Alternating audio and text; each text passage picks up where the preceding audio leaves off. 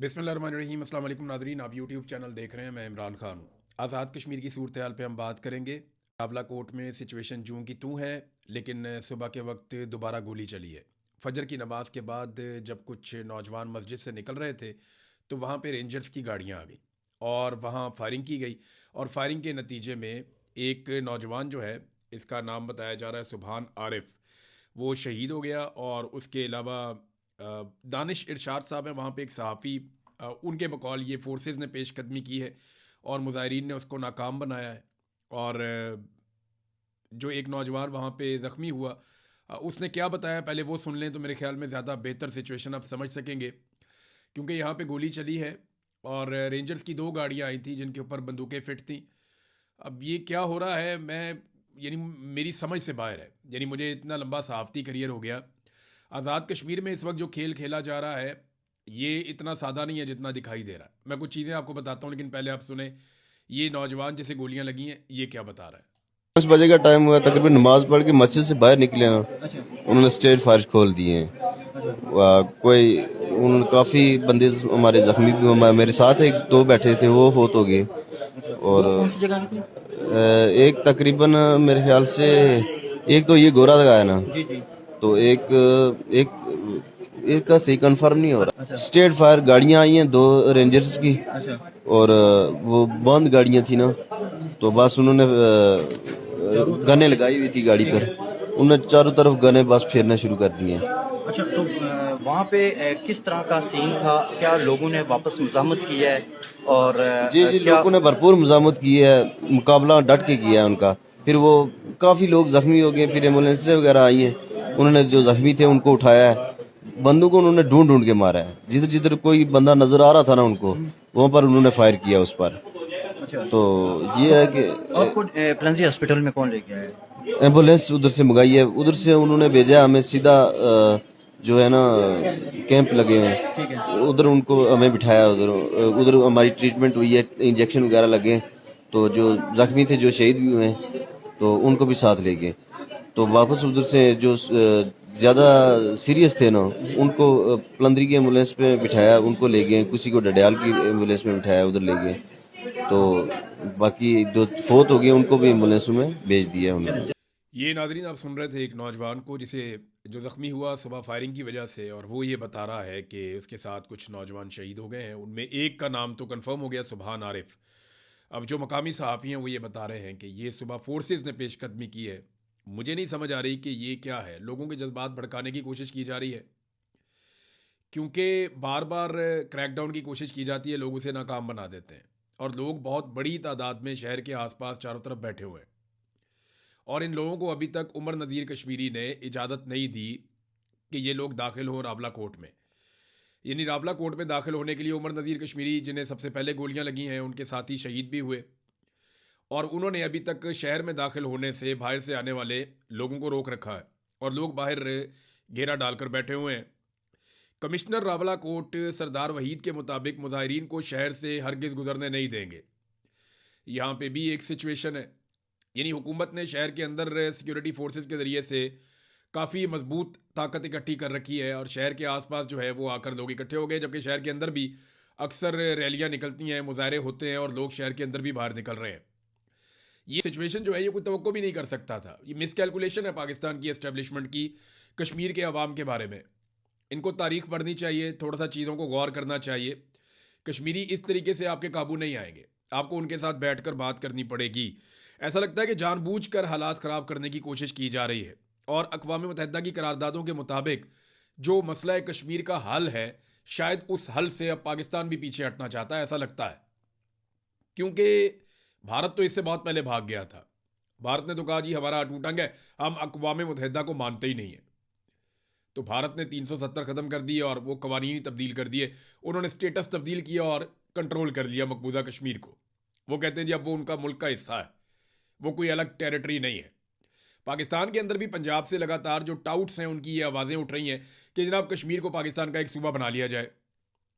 तो अक़वाम मुत्तहिदा की उन करारदादों को ये भी पसे पुश डालना चाहते हैं।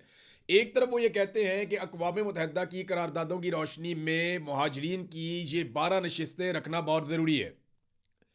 एक तरफ एस्टेब्लिशमेंट के लोग ये कहते हैं। वो ये प्रोपेगेंडा करते हैं कि क्योंकि हम अक़वाम मुत्तहिदा की करारदादों के मुताबिक मकबूजा कश्मीर को आज़ाद करवाना चाहते हैं और कश्मीरियों को उनका हक देना चाहते हैं, लिहाजा मकबूजा कश्मीर से इजहार यकजहती के लिए उनकी 12 सीटें रखना बहुत ज़रूरी है। दूसरी तरफ यही टाउट्स कहते हैं नहीं नहीं कश्मीर को अपना सूबा बना लें। भाई या तो आप ये बात कर सकते हैं या आप वो बात कर सकते हैं, आप दोनों बातें एक वक्त में नहीं कर सकते। इस तरह आप एक्सपोज हो रहे हैं।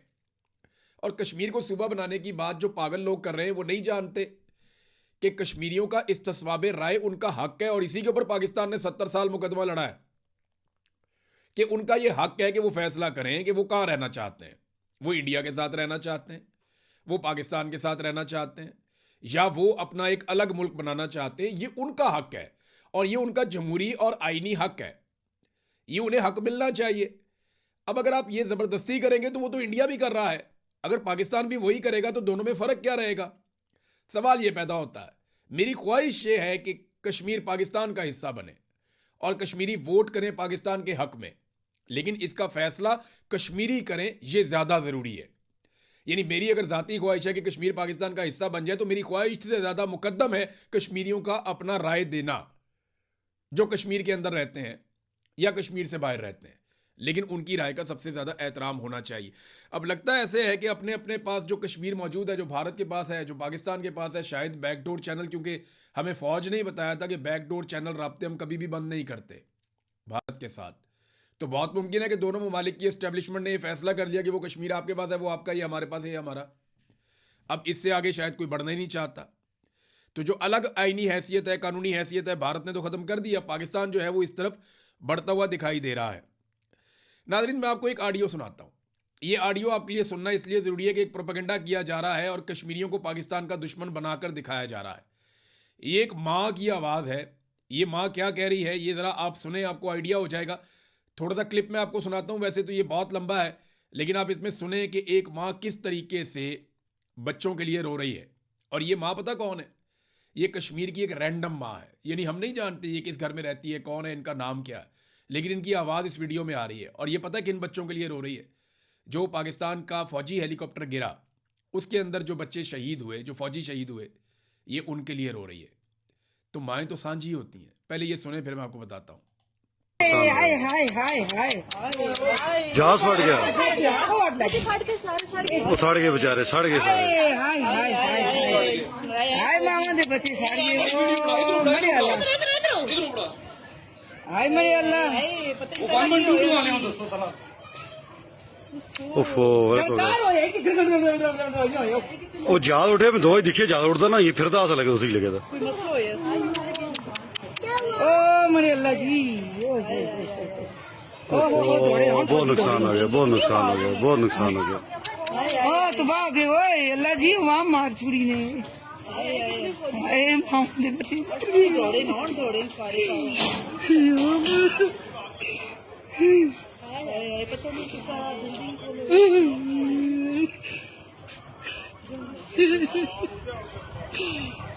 तनाव तो लगे हमें, तनाव फिरे गड़कार मचिया हाय साड़ के मामा दे बच्चे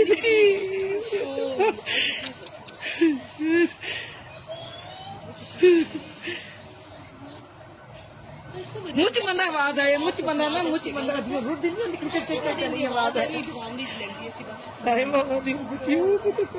और भी है, ये काफ़ी लंबी ऑडियो है। मैं ख़ुद भी जब ये सुन रहा था तो मेरे दिल में बहुत तकलीफ़ हो रही थी। एक माँ को कितनी तकलीफ़ होती है जब उसके बच्चे को चोट लगती है, जब उस बच्चे का नुकसान होता है। ये बच्चे जो है, ये माँ इनको जानती नहीं है, इसको नाम भी नहीं पता ये कौन है, ये किधर से आए, पंजाब के किस इलाके से हैं, सिंध के किस इलाके से हैं, खैबर पख्तूनख्वा के किस इलाके से हैं, वो नहीं जानती। लेकिन वो ये कह रही है कि माओं के बच्चे जल गए, हाय माओं के बच्चे मर गए, और वो रो रही है, बिलक रही है। माएँ सांझी होती हैं, ये बात सबको समझनी चाहिए। अपने इक़्तिदार के लिए और अपने ज़ाती मफाद और फ़ायदे के लिए माओं के बेटों को आमने सामने खड़ा कर देते हैं। इन लोगों को शर्म नहीं आती? यानी ये जो सिक्योरिटी फोर्सेस के लोग हैं, ये कौन है? कहीं बाहर से आए हुए हैं। और ये जो कश्मीरी अपने हकूक़ मांग रहे हैं, ये कौन है? ये कोई बाहर से आए हुए हैं। तो वो भी माओं के बच्चे हैं, ये भी माओं के बच्चे हैं। और वो एक माँ बिलक बिलक के कह रही है, हालांकि इनके बच्चे आपस में जो है वो लड़ रहे हैं इस वक्त, बच्चों को, वो लड़ने के शौकीन नहीं है, उनको लड़ाया जा रहा है आपस में। लड़ाने वाले कौन है? बंद कमरों में बैठे हुए कि जनाब हमने कंट्रोल करना है तमाम वसाइल के ऊपर, पैसा हमारी जेब में जाना चाहिए, कारोबार हम करेंगे, जमीनों पे हमारा कब्जा होगा, ये हम कंट्रोल हाथ से जाने नहीं देंगे। वो कंट्रोल, कब्जा, मफाद, मुनाफा, ये वो चीजें हैं जो माओ के बच्चों को आमने सामने लाकर खड़ी कर देती है। कोई इंसाफ, कोई कानून, कुछ भी नहीं।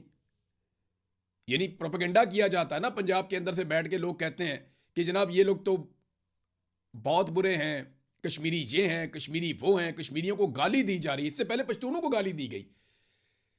यहां ये PMLN का वतीरा है। PMLN ने हमेशा नफरत की सियासत की है। इनके सहाफियों ने, इनके दानिश्वरों ने, इनके पॉलिटिशियंस ने बलोचों के खिलाफ जबान दराजी की, नफरत फैलाई, सिंधियों के खिलाफ इन्होंने किया, और कितना गलीज प्रोपेगेंडा किया। पिछले दिनों आपने देखा पश्तूनों के खिलाफ इन्होंने क्या किया कि पश्तून इस्लामाबाद में दाखिल नहीं हो सकता था बेचारा, सड़कों पर रोककर जलील करते थे। अब कश्मीरियों के साथ वही नफरत फैला रहे हैं। यह बेशर्मी बंद होनी चाहिए। इस बेशर्मी की कोई गुंजाइश नहीं है। उधर एक SP है, वो उसका वो भतीजा जो है उसे गोली लग गई, वो भी शहीद हो गया। वो जब लाश लेकर जा रहे थे तो SP आया तो उसने कहा ये तो मेरा अजीज है। वहां रोला पड़ गया कि SP शहजाद जो है वो खड़ा हुआ है मुजाहिरीन के खिलाफ अपनी फोर्स लेकर एहतजाज को रोकने के लिए, और गोली चलती है, उसके अपने भतीजे को गोली लग जाती है। तो माओ के बच्चे तो आमने सामने कर दिए ना आपने। यानी जो दुश्मन नहीं कर सका वो आपने खुद कर दिया।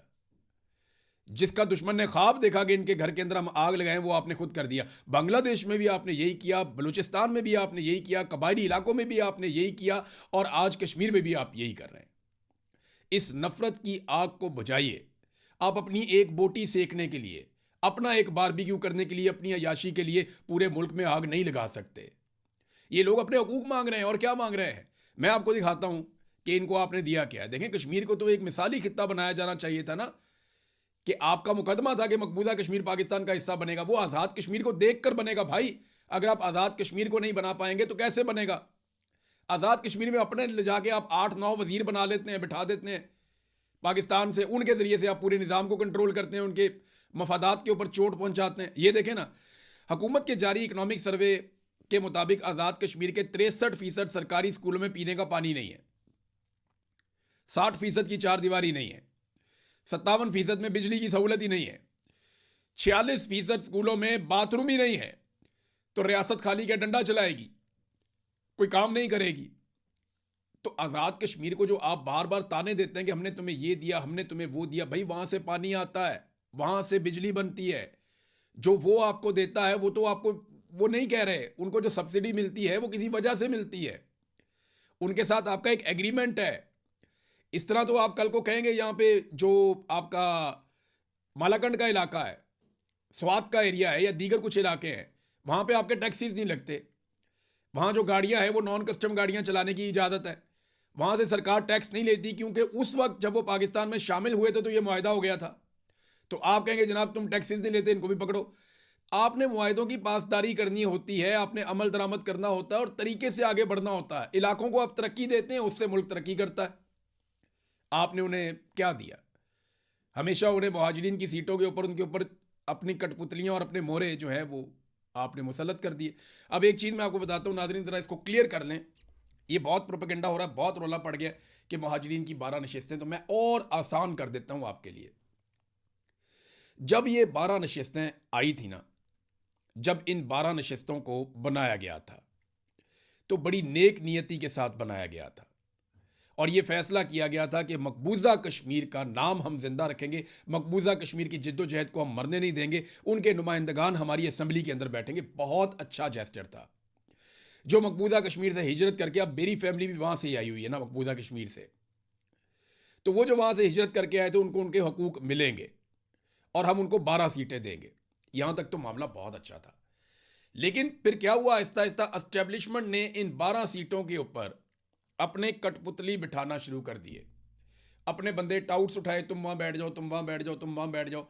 एस्टेब्लिशमेंट अपने 12 बंदे लेकर जाती है आज़ाद कश्मीर में, और आज़ाद कश्मीर से अगर थोड़े बहुत भी इनके बंदे जीत जाते तो ये उन 12 बंदों के साथ मिला के वहां पे हुकूमत बना लेते, और अपने वजीरों को, अपने जो वो 12 बंदे उनको वजारतें हम तरीन दिलवा देते, और पूरे आज़ाद कश्मीर को कंट्रोल कर देते। तो एस्टेब्लिशमेंट ने इसको आज़ाद कश्मीर को कंट्रोल करने का, वहां की हुकूमत को कंट्रोल करने का एक फार्मूला बना लिया कि जनाब ये 12 नशिस्तों के जरिए से हमने आज़ाद कश्मीर को मुकम्मल तौर पे अपने कंट्रोल में रखना है। ये किया एस्टेब्लिशमेंट ने। अब जब आपने एक चीज़ का गलत इस्तेमाल शुरू कर दिया तो फिर क्या हुआ? फिर लोगों के अंदर रिएक्शन आया। लोगों ने जब जब आज़ाद कश्मीर के अंदर हुकूक मांगे तो लोगों को यह समझ आई कि जो महाजर नशिस्त के ऊपर कठपुतली लाई गई है, उस कठपुतली ने उनके हकूक दबाए हुए हैं। वजह यह है कि उसने तो दोबारा इलेक्शन लड़ना ही नहीं है, वो तो जाएगा वापस लाहौर में या पेशावर में। वहां उसे कौन पूछेगा कि तुम आज़ाद कश्मीर में क्या करके आए हो, और दोबारा से एस्टेब्लिशमेंट उसको फिर सीट दे देगी, वो फिर आके बैठ जाएगा हमारे सर के ऊपर। तो इस नाइंसाफी से तंग आकर उन्होंने आवाज़ उठाना शुरू की। आप मसले को समझें, जज्बाती होने की बजाय आप उनका प्रॉब्लम समझें। अब ये उनके साथ बैठने के लिए तैयार नहीं है। कोई कहता है बैठना, कोई कहता है नहीं बैठना। पीपल्स पार्टी कहती है बैठना चाहिए और साथ में उन्हें कलदम भी पीपल्स पार्टी करार देती है। पीपल्स पार्टी कहती है बैठना चाहिए और साथ में उनके सरों के ऊपर कीमत भी पीपल्स पार्टी रखती है। पीपल्स पार्टी कहती है बैठना चाहिए और पीपल्स पार्टी की ही हुकूमत उनके ऊपर लगातार क्रैकडाउन भी करती है। पीपल्स पार्टी कहती है बैठना चाहिए और पीपल्स पार्टी ही पाकिस्तान से दरखास्त करके रेंजर्स को, एफसी को और पुलिस को आज़ाद कश्मीर के अंदर दाखिल करती है। तो ये पीपल्स पार्टी की दोगली पॉलिसी है, मुनाफिकाना पॉलिसी है। ये इसके जरिए अपनी सियासत जिंदा रखना चाहते हैं। हालांकि ये बहुत बड़ी ज्यादती का हिस्सा हैं ये लोग। और अब एक और फैसला किया गया है कि जो 177 FIRs हुई थी, जो पहले वापस ले ली गई थी पिछले एहतजाज के बाद, वो कह रहे हैं जी पिछली रियायतें ख़त्म कर रहे हैं और 177 जो FIRs थी उन FIRs को वापस बहाल किया जा रहा है। ये नाज़रीन अब सूरत हाल है कि FIRs वापस बहाल की जाएंगी और जितनी मैक्सिमम हो सकता है नफ़रत फैलाई जाएगी। पिछली मरतबा ये दावा किया गया था कि हमारी बड़ी अच्छी बातचीत हो गई है, हम मुज़ाकरात में कामयाब हो गए हैं और कश्मीर जो है यहाँ पे अब अमन आ जाएगा और हालात बहुत बेहतर हो जाएंगे, इनके मुतालबात बहुत जायज़ हैं, ये कहा गया था। लेकिन फिर 2 साल तक ताख़ीर करने के बाद अब जब असम्बली अपनी मुद्दत पूरी करने जा रही है तो भी उनको उनका हक नहीं मिला। अब वो ये कहते हैं कि इसी असम्बली में आप हमें हमारा हक दीजिए, लेकिन हुक्मरान ऐसा करने से गुरेज़ आए, वो ये कर नहीं रहे। नाज़रीन, तहरीक इंसाफ ने काफ़ी साथ दिया इसमें कश्मीरी आवाम का, यानी तहरीक इंसाफ का सोशल मीडिया ही एक अपोजिशन का रोल प्ले कर रहा है। तहरीक इंसाफ के सोशल मीडिया ने ज़ोरदार तरीके से आवाज़ उठाई आज़ाद कश्मीर के आवाम के लिए और ये बहुत अच्छी बात है। बाकी पॉलिटिकल पार्टीज़ को भी, चाहे वो किसी भी पॉलिटिकल पार्टी का सोशल मीडिया है या आप एक आम आदमी हैं, पाकिस्तानी हैं, आपके पास सोशल मीडिया है, तो आप कश्मीरियों का साथ दीजिए।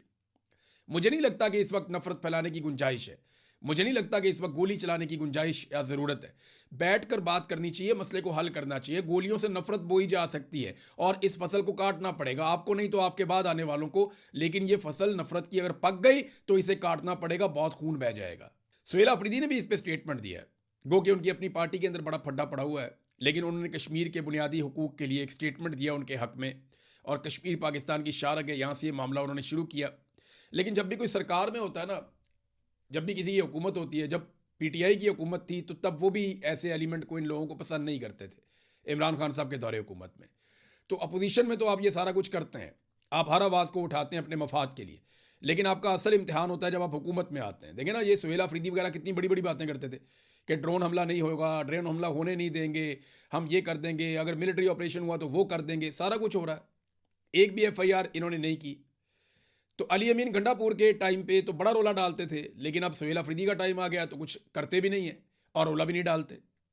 तो अली अमीन गंडापुर ने अब रोला डालना शुरू कर दिया। और वो मेरे ख्याल में एक बात जो अली अमीन ने की वो बात ठीक है, आप इख्तलाफात अपनी जगह पे, लेकिन अली अमीन गंडापुर ने एक बात की वो बिल्कुल ठीक है। उसने कहा यार तुम नाचो तो फैशन और हम नाचें तो मुजरा, ये क्या तरीका है? अल्फाज ठीक नहीं है उसको, वो और बहुत सारी इस तरह की मिसालें बनी हुई है, लेकिन ठीक है, अली अमीन गंडापुर ने कह दिया कि तुम नाचो तो फैशन है, हम नाचें तो मुजरा है। वो एक और उसको कहते हैं कि साडा कुत्ता कुत्ता ताडा कुत्ता टॉमी, ये भी वो कहते हैं लोग। मिसालें इस तरह की बहुत सारी बनी हुई हैं, लेकिन गंडापुर की बात ठीक है। देखिए, अगर गंडापुर ने ये साबित किया वक्त के साथ कि वो समहाउ वो कंप्रोमाइज था या वो चीज़ों को एक लेवल से आगे नहीं ले जा पाया या वो लड़ाई को उस तरह नहीं लड़ पाया जैसे लोग तवक्को कर रहे थे, तो गंडापुर उसको मंतकी अंजाम तक नहीं पहुंचा पाया। सुहेल अफरीदी लड़ाई को शुरू ही नहीं कर पाया। यानी जो लड़ाई इमरान खान लड़ रहा है, गंडापुर उस लड़ाई को लड़ता तो था लेकिन मुकम्मल नहीं करता था। सुहेल अफरीदी का प्रॉब्लम यह है कि जो लड़ाई इमरान खान लड़ रहा है जेल से बैठ के, सुहेल अफरीदी उस लड़ाई को शुरू ही नहीं करता, यानी वो तहरीक बनाने के हक में ही नहीं ऐसा लगता। सुहेल अफरीदी ने अभी तक तहरीक बनाने के लिए एक कदम नहीं चला। इमरान खान ने कहा कि स्ट्रीट मूवमेंट शुरू करनी है, सुहेल अफरीदी ने कहा कि करनी है, लेकिन की नहीं। अभी तक कुछ भी नहीं किया गया। पार्टी के अंदर जो है वो रोला पड़ा हुआ है, लड़ाई बढ़ रही है। अली अमीन गंडापुर और उनके जो इत्तेहादी हैं, जो उनके साथी हैं, वो मुतहर्रिक हो रहे हैं, और ये सारा मौका सुहेल अफरीदी ने खुद दिया। मेरे ख्याल में अब बहुत कम चांस रह गया, बहुत थोड़ा चांस रह गया सुहेल अफरीदी के पास कि वो कुछ करके अपनी साख बचा लें। क्योंकि मुझे अच्छी तरह याद है, मैंने एक दिन कहा था, और ये मेरी सुहेल अफरीदी से बात हुई थी, तो मैंने कहा था कि गंडापुर ने 100 से शुरू किया, वो 0 तक पहुंचा, और आप 0 से शुरू कर रहे हैं। अब आप पे डिपेंड करता है कि आपने नीचे जाना है या ऊपर जाना है। तो सुहेल अफरीदी ने ऊपर की तरफ सफ़र किया, थोड़ा सा 10, 15, 20 तक गए, लेकिन उसके बाद अब ये माइनस में खसारे में ही जा रहे हैं। सुहेल अफरीदी ने वो नहीं किया जो इमरान खान ने कहा था। तो एक अजीब किस्म की मायूसी पाकिस्तान तहरीक इंसाफ के वर्कर में है, उसको दूर करने की इनकी ड्यूटी थी, ये नहीं कर पाए। इंटरनेशनल फ्रंट पे खबरें हैं, लेकिन नेक्स्ट वीलॉग में बताऊंगा। अब तक के लिए इतनी, अपना ख्याल रखिएगा, अपने चैनल का भी। अल्लाह हाफ़िज़।